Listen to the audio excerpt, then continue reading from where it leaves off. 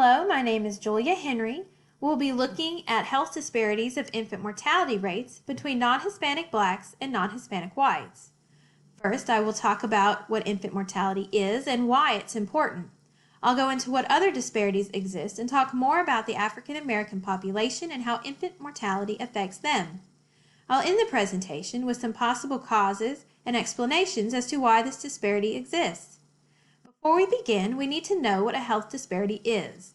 One of the definitions Lydia Isaac references comes from the Minority Health and Health Disparities Research and Education Act.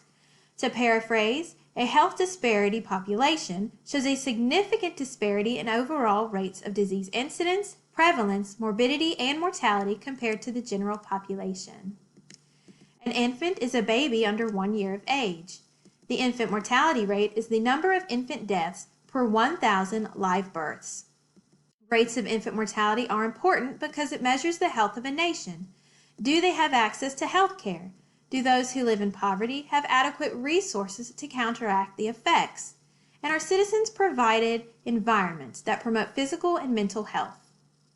Let's now look at some existing disparities for infant mortality rates. First, note that infants of any race or ethnicity face a higher risk of infant mortality if they are born in poverty. However, babies who are of certain ethnic groups often die within the first year of life.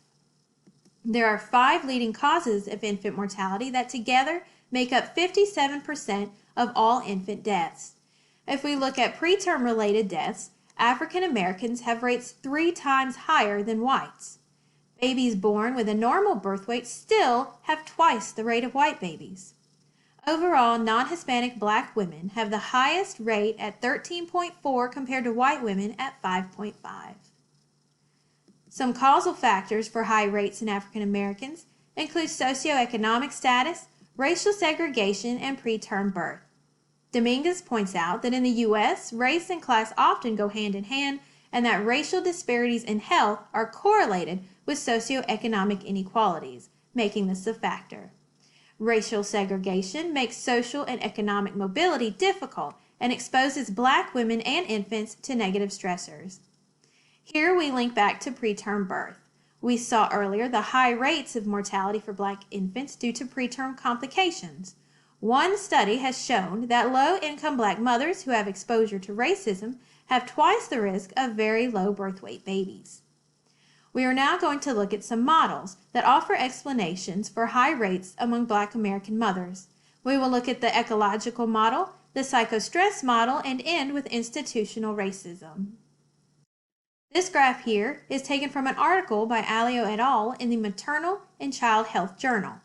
First, we have infant outcomes and characteristics, which are influenced by parental and family characteristics. Those, in turn, are influenced by community demographics and social characteristics.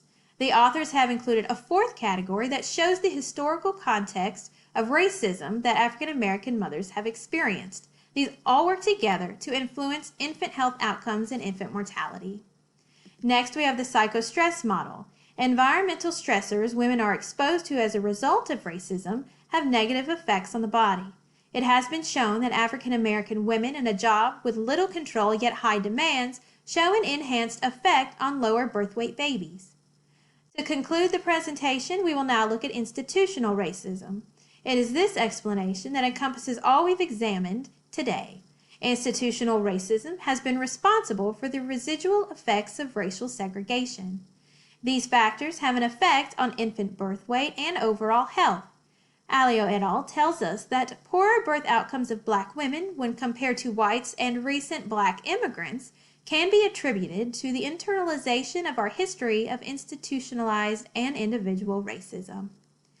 Infant mortality varies among racial and ethnic groups. However, the largest gap is among African Americans and whites.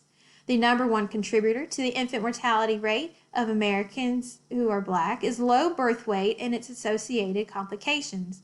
We examined causes of low birth weight and some theories used to explain infant mortality rates of African Americans.